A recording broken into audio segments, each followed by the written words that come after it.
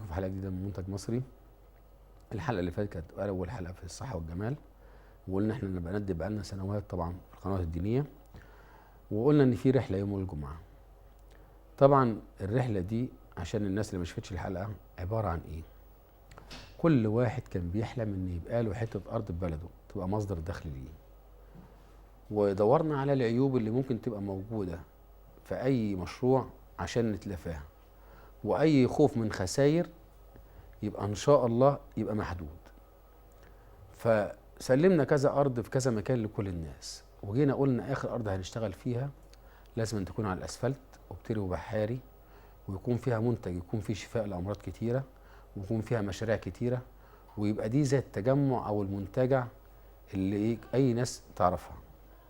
اي مكان فيه عمار وميه وكهرباء وسكن واماكن خضراء مكان جميل، الخضره بتريح العين. فلما خدنا المكان وبدانا نشتغل فيه، الناس كلها كانت بتفكر هنكسب قد ايه من الزرع، وانا كنت بفكر هنكسب قد ايه من الزرع، وازاي المكان ده يبقى منتجع جميل، يبقى مكان عيالنا يحبوا يقعدوا فيه، مجتمع متكامل. فقالوا ان انت بتحلم احلام كبيره، وكمان الطبقات اللي انت بتديها الارض اللي هي طبقه ربع فدان ونص فدان وفدان، الطبقات البسيطه اللي هي دي كل تحويشه عمرها وعندها خوف شديد، وكمان ما عندهاش خبره، وحتى لو ساب الارض مش هتعرف تراعيها. فلازم تشرف على المشروع، او الناس المشرفين اللي على المشروع يقوموا بالمسؤوليه باستمرار. ايه المشكله؟ طالما المشروع بينجح وبتقدم من خطوه لخطوه، المانع ان كل يوم سعره يزيد. زمان كانت بتاخد الارض بملاليم والناس تسقعها وتسيبها تجيب لها اضعاف اضعاف. المانع الناس البسطاء دي تجيب لها اضعاف اضعاف، وكمان تعمل لها مصدر دخل بديل للوظيفه، لان انتوا عارفين الحاله الاقتصاديه عامله ازاي. فكان منها عمل خيري زائد منظومه تجاريه. فسبحان الله لما بدانا محدش كان مصدق، والناس خدت الارض وهي بتحلم وفي نفس الوقت خايفه. فتحولنا من مشروع لمشروع ومن زراعه لزراعه. كنا نقول للناس هنعمل حاجه وربنا يكرمنا نعمل ازيد منها. فالناس ابتدت تحس بالامان، وابتدت الاولاد لما يروحوا الارض يفرحوا، وابتدت الدنيا تتغير. ووصينا لقينا ناس اتنقلت معانا من بحري العالمين لحد بني مزار القبلي، وبعد كده دلوقتي في الفيوم والعياط. تعالوا نشوف الناس اللي راحت وصدقت وخدت ارض عامله ازاي وحالتها ايه. لان باقي مساحه صغيره هنعملها للناس، مساحه 10 قدنا او اقل او اكتر، هنديها للناس وبمناسبه تقديمنا في الصحه والجمال، اللي برضه لنفس الطبقات ياخدوا المساحه دي عشان يبقوا جنب اخواتهم وجيرانهم، ويتفرجوا ويشوفوا ازاي ممكن حته ببلدنا تبقى حته جميله ومن الجنه، وتدي خير بشويه جهد، وبان احنا نتلم ونعمرها. بس لو ده حصل في كل مكان في مصر بلدنا هتبقى جنه، بس بحاجتين: الصدق والجهد. نشوف التقرير ونرجع تاني ان شاء الله. قمري الوجه محياه، وبهي الطلة لقياه، هو أعظم من خلقوا خلقا، وحبيب الله مسماه. معتدل القامة مرتسم، والضاء الغرة مبتسم، وكأن النور ومشرقه من وجه الهادي مسراه. صلوات الله على الهادي. سبحت لله في العش الطيور،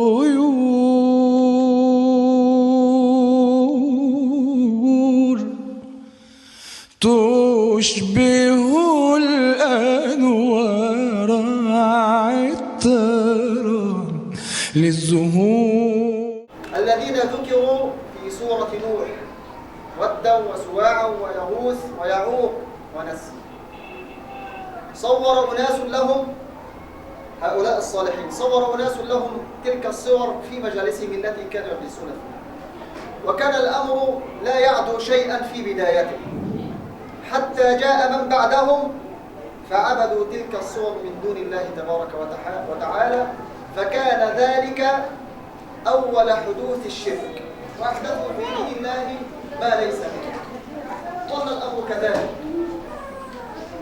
حتى جاء هود وصالح وإبراهيم ولوط وشعيب، إلى أن جاء نبينا صلى الله عليه وآله وسلم، ولم يبق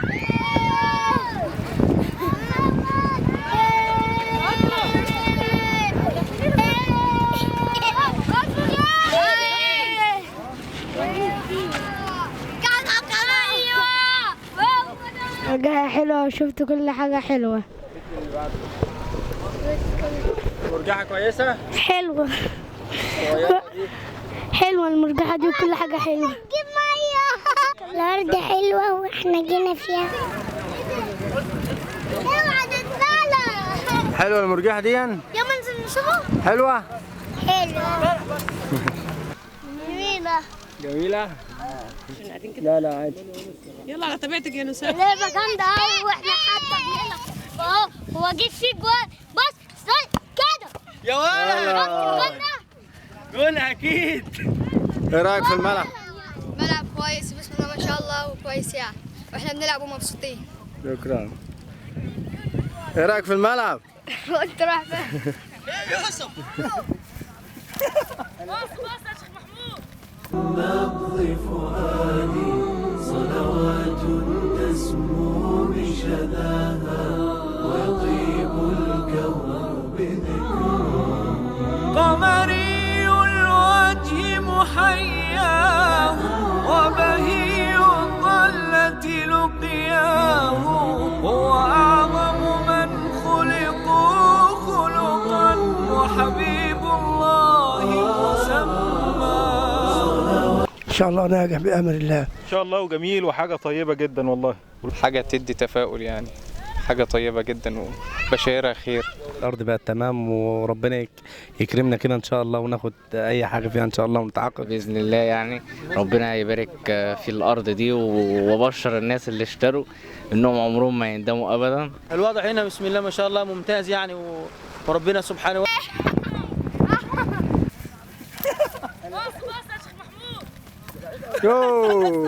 الأرض جميلة وربنا يبارك في كل اللي خد منها الأرض دي. المرة الأولانية لما جيت فيها كانت صحراء، دلوقتي ما شاء الله خضرت وبقت جميل. بسم الله ما شاء الله يعني الوضع جميل جدا ومشروع يعني فوق الممتاز. كويسة جدا، مع المستقبل هتبقى أحسن وأحسن. في مزرعات جميلة ومفيدة وطعمها حلو. المكان ممتاز جدا، مستقبل باهر إن شاء الله. هنا ما شاء الله واعدة. بسم الله ما شاء الله. ربي مليكي فؤادي اتصل فذاق الأمان وحاز الأمان، حياتي أضاءت وقلبي سما، طريقي تجلى ونور اكتمل. بربي مليكي فؤادي اتصل فذاق الأمان وحاز الأمل، حياتي أضاءت وقلبي سما، طريقي تجلى ونور اكتمل. ايه رأيكم؟ ده كان على الطبيعة.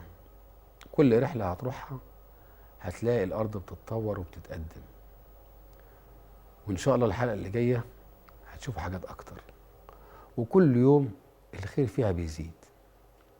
أنا تمنيت إن أنا آخد ولادي في مكان يبقى فيه جنينة وفيه ملاعب وفيه ملاهي وكل حاجة حلال ومتعة حلال تبقى موجودة، وناس طيبين، ناس متدينة وناس محترمة تقعد في المكان.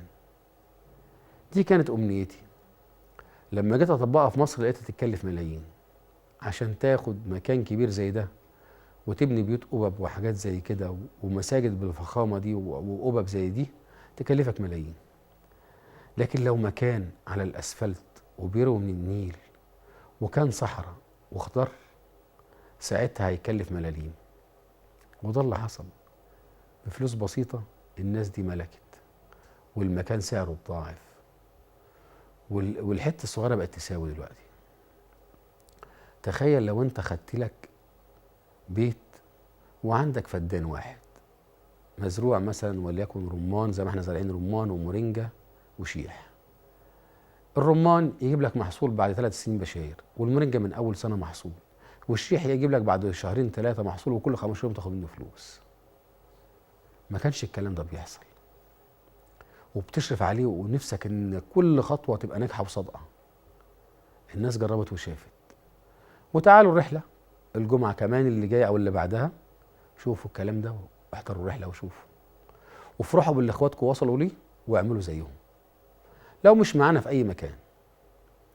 المهم دلوقتي ده المكان لو شفتوه من شهور ما تصدقوش، وان شاء الله في العيط هيبقى كده برضه. ماشي. وبعدين الارض اتزرعت والناس سكنت وبقى لها بيوت واستقرينا، كل واحد بنى بيته وبقى عنده حته ارض، وبقى الراجل البسيط يملك عزبه صغيره عشان يقول انا رايح عزبتي اللي هي بتجيب لي مصدر دخل وفيها سكن ومكان جميل وخضره ومصدر دخل، وكمان جيران طيبه وجو نظيف. وبعدين خلصت على كده المشروع؟ لا، ما خلص. الزراعه بتجيب محصول لو كل نصف سنوي او سنوي او كده.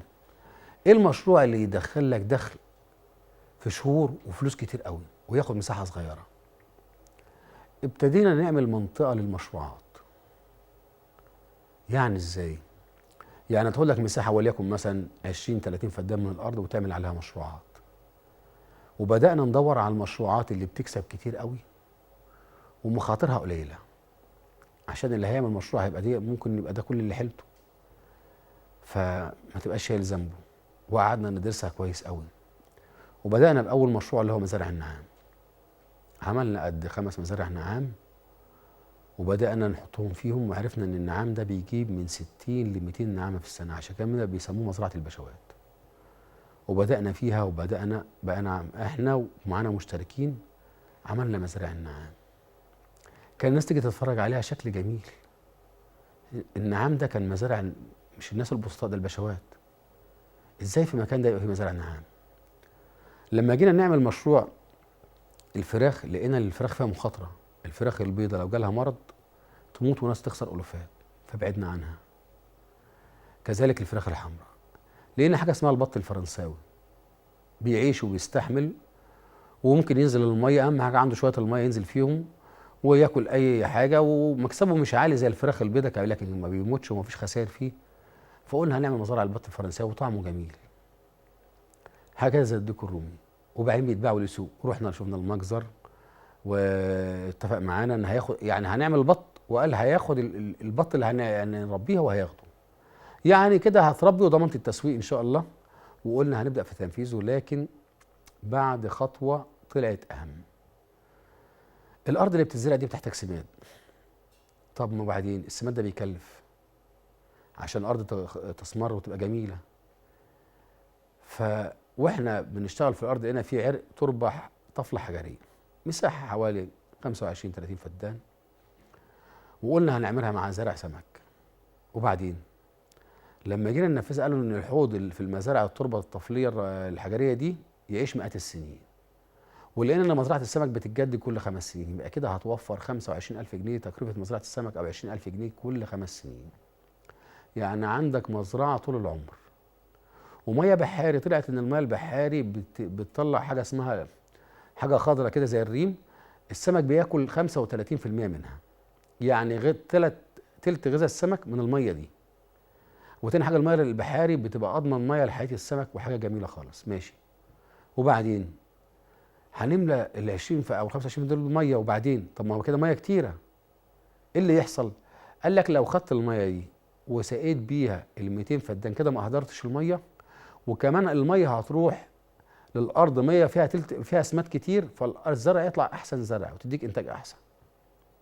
وكمان الميه اللي هتسحبها من احواض السمك دي وتسقي بيها الزرع اصلا الميه كده بتتغير، يقوم الاكسجين يتجدد للسمك، يقوم السمك ينفع يعيش مده اطول، وتعمل كثيف بشويه قلابات كهرباء كده وحاجات زي كده.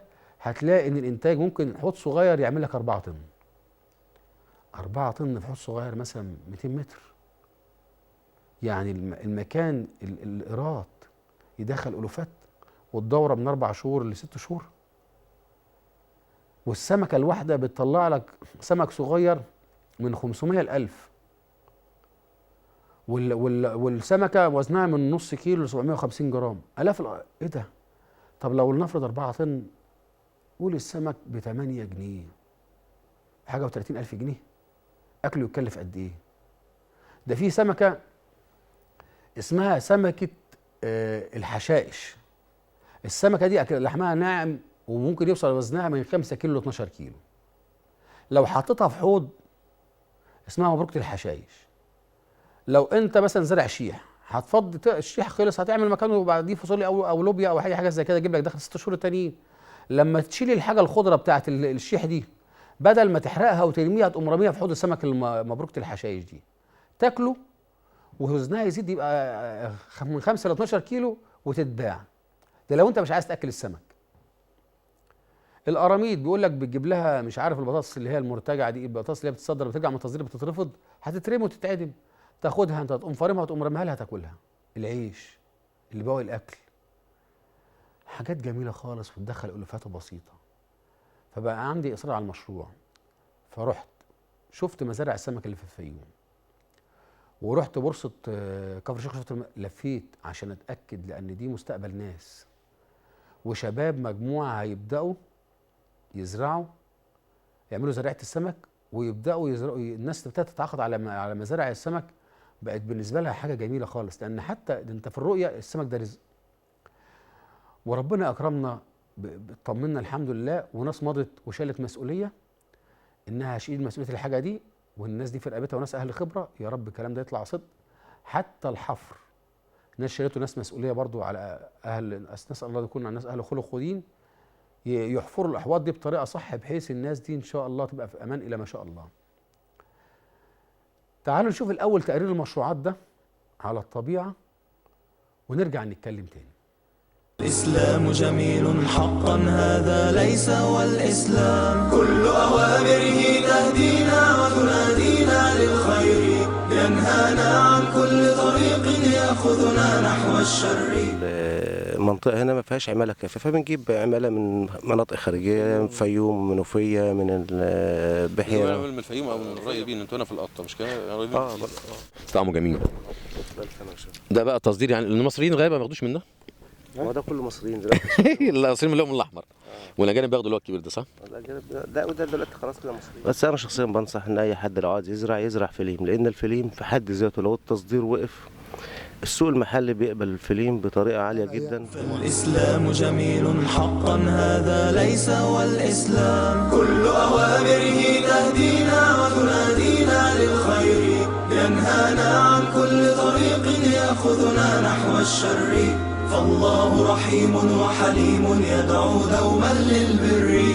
كل أوامره إذا الليل أرخى علي السدولا، دعوني أناجي مولا جليلا. إذا الليل أرخى علي السدولا، نظرت إليك بقلب ذليل، لأرجو به يا إلهي القبول. دعونا نناجي مولا جليلا جليلا. الليل أرخى علينا السدول. دعونا نناجي مولا جليلا. إذا الليل أرخى علينا السدول. سمك البوري ممكن يوصل من 22 جنيه ل 30 جنيه. طب والبلطي؟ والبلطي من 13 ل 17 جنيه. السمك البلطي ممكن يوصل من 30 جرام او 35 جرام ل 750 جرام في نهايه الدوره. ليكي فؤادي اتصل فذاق الأمان وحاز الأمان. حياتي أضاءت وقلبي سما، طريقي تجلى ونورك اكتمل. بربي مليكي فؤادي اتصل، فذاق الأمان وحاز الأمل. حياتي أضاءت وقلبي سما، طريقي تجلى ونورك اكتمل. جلال الحق الله خير مبعوث بوحي الله، مولاي صل وسلم دائما بك خير الخلق كلهم. الصوبة ديت من 2022 بتطلع اللهم صل على سيدنا محمد من 1.5 مليون ل1.7 مليون تقريبا يعني. اللي هي الصوبة اللي حضرتك اللي هي الصوبة اللي هي الصوبة دي. انتوا عاملين كام صوبة على كده بقى؟ احنا عاملين هنا 4 فرد اهوت، وهناك كده كمان 2، حوالي 6 فرد. 6 صوب، يعني ال6 صوب دول يعملوا لهم مثلا في 1.5 مليون من 10,000 ل 15,000. بس الناس احنا ما بنتجلش ليه؟ عشان السمك يدي انتاج. لو احنا تجلنا السمك دي عن كده لكن احنا ما بنرضاش يعني حتى 15,000 بتجي. السمكات دي ممكن تطلع كام ذريعه؟ من 800,000 يعني السمكات دي تعمل من 800,000 من 800 اقل حاجه 800.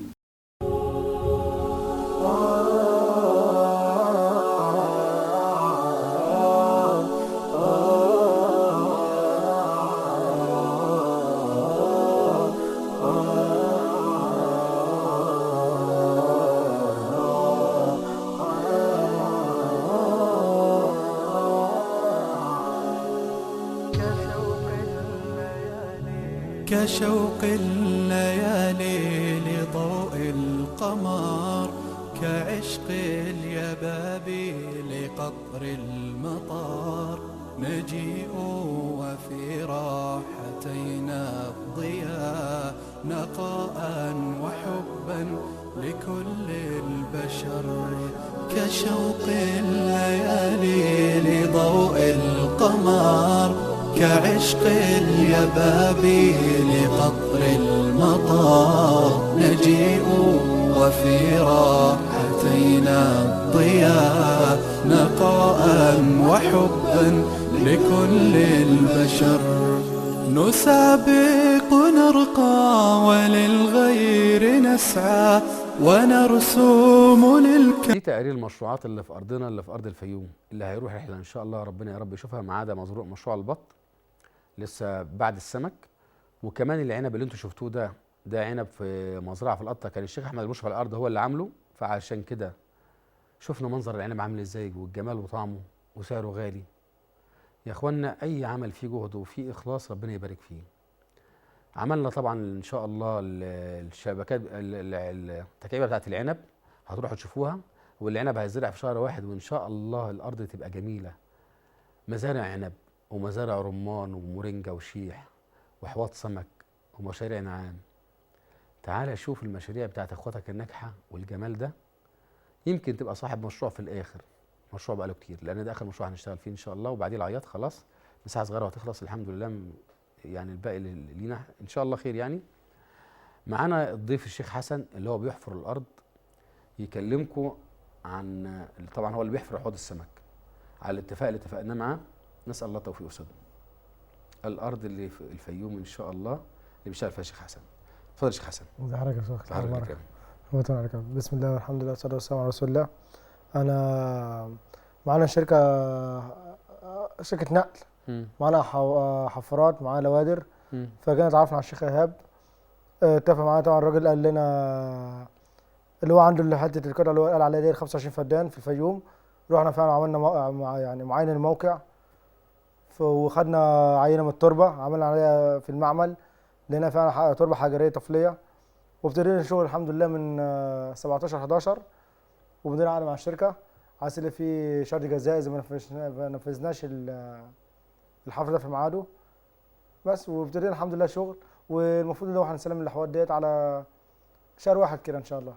يعني شهر 1 الحوض تخلص ان شاء الله. معانا حوالي 45 يوم ان شاء الله تكون خلصانه ان شاء الله. في ان شاء الله هناك ابتدينا في الحفر فعلا، وفي احوال خلصت هناك مم. يعني لو في فعلا معين يوم الجمعه ان شاء الله هتلاقي احواض فعلا ان شاء الله خلصت هناك باذن الله. ان شاء الله التربه تعيش فيها الاحواض تمام. ده بسم الله ما شاء الله التربه هناك يعتمد على احواض السمك اللي هي التربه المعمره، غير احواض السمك اللي هي التربه في احواض سمك خشويه، وفي احواض سمك اللي هي التربه الطينيه.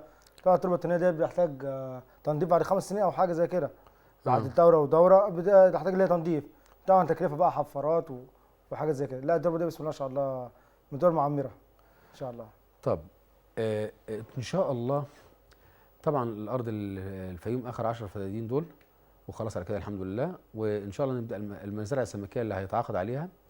عايز تاخد مثلا دوره تجرب تربي فيها سمك وتجيب الزراعه وتحطها فيها وتشوف ربحك فيها قد ايه، وبعد كده تاخدها خير وبركه. عايز تاخدها ليك شراء خير وبركه. بالنسبه لمزارع العنب اللي عايز طبعا هتروح تشوف مزارع العنب وتتعاقد عليها. ليك 5 مواسم عنب، كل موسم انتاج بتقعد بتتعلم بقى. انت بتلم المحصول بتاعك كل سنه، بتعرف ده ايه والارباح ازاي والمحصول كميه ازاي. بقيت مستثمر بعد كده بعد ما تخلص ال5 سنين اكيد بتطلع تاخد ارض في حته ثانيه في بلدك تعمرها، وشفت المكسب وعرفت ايه الطريقه ازاي وبقيت صاحب خبره. ساعتها بتنجح، وان شاء الله محدش بيعرف يضحك عليك ولا يغشك لانك بقيت فاهم. 5 سنين بتقعد جنب محصولك وبتلموا شهرين اللي هم بتوع الخاصين بالمحصول، بتلاقي نفسك بقيت خلاص. كذلك في السمك، انا لو قعدت مثلا دوره ولقيت نفسي مثلا كسبت لي يا عم بقيت اكل سمك نظيف واوديه لبيتي كل ما اعوز، وكمان بكسب لي كل شهر 1000 جنيه مثلا في الدوره، مع ان طبعا المبالغ يعني ربنا يعني الله يبارك. ولقيت نفسي عندي حوض بيدخل لي 6000 جنيه كل دوره، يعني الحوض يلم ثمنه مثلا في سنه ولا 2 ولا حاجه زي كده، ماشي خير، بقى عندي مصدر دخل. الحاجه الثانيه ممكن اخد لي حته ارض واقعد في المكان الجميل ده جنب حوض السمك وخضره حوالين مني، ملعب كوره، ملاهي، حلال، كلها حاجات حلال. ايه المانع ان احنا مكاننا يبقى جنه؟ وساعتها الحاجه اللي خدتها بجنيه هتبقى ب10، وعمر ما في استثمار في العالم او بنك في العالم يديك الارباح دي، وكله حلال. وكمان هتاخد ولادك وتروح تقعد في مكان جميل. زمان كان كل واحد فينا بيتمنى يتفرج على الناس يقول انا رايح العزبه، يقول لك ده البشوات دول رايحين العزبه.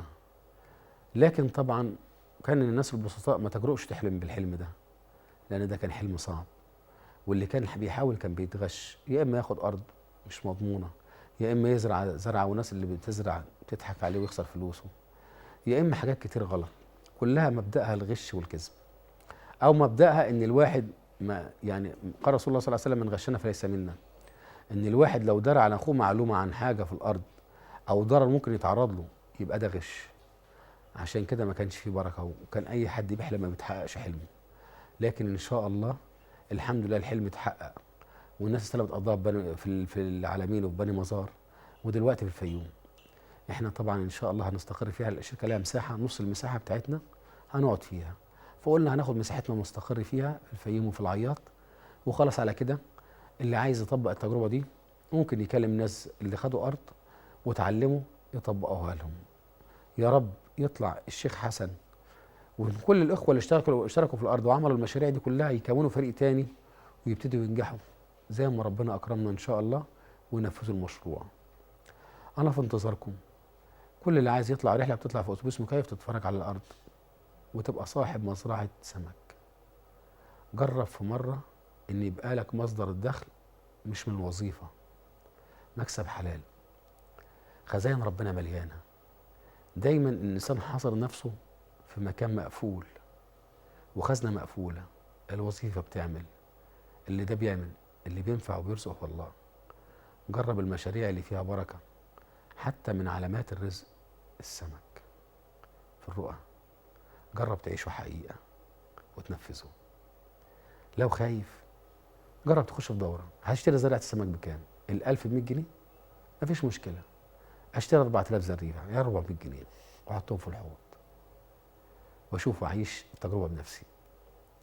في الاخر لو نجحت وعرفت انها تكسب الالوفات يبقى انا عرفت طريقي. واذا كان عندي ثقه وفاهم وسالت ودرست وسالت ناس علماء ودخلت على النت وعرفت يعني ايه سمك ويعني ايه مكسب ويعني ايه ان دي ارباح بيكسب منها ناس كتيره في الارض الزراعيه حولت الارض السمراء لمزارع السمك لانها اكسب من الزراعه. محدش النهارده عبيط. استخير وخش وتاكد من كل كلام بقوله لك، وبعد كده اطلع الرحله. وبعد ما تطلع الرحله شوف النتيجة، لعلك تبقى مستثمر جديد وصاحب ملك في بلدك. السلام عليكم ورحمة الله وبركاته.